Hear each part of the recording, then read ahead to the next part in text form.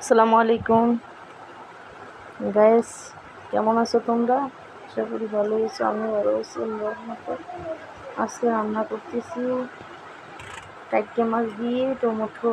আগে প্রথমে তেল দিলাম, তারপর পেঁয়াজ কুচি দিলাম, রসুন বাটা দিলাম, তারপর 1 চা চামচ হলুদের গুঁড়া, ধনিয়ার গুঁড়া 1 চামচ, মরিচের গুঁড়া, স্বাদ মতো লবণ দিয়ে মশলাটা একটু নেড়ে দিলাম।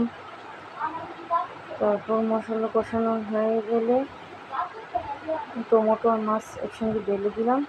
মূলত এগুলো বেজে নিয়েছিলাম, সেজন্য পরে আবার পানি দিয়ে ঝোল দিয়ে দিলাম, কাঁচামরিচ পানি দিয়ে দিলাম।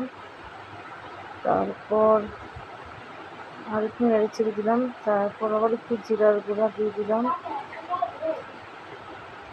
তারপর ধনিয়ার পাতা কুচি দিয়ে দিলাম। এটা ফাইনাল লুক আমার। তোমরা আমার পেজটা ফলো করে দিও। আল্লাহ।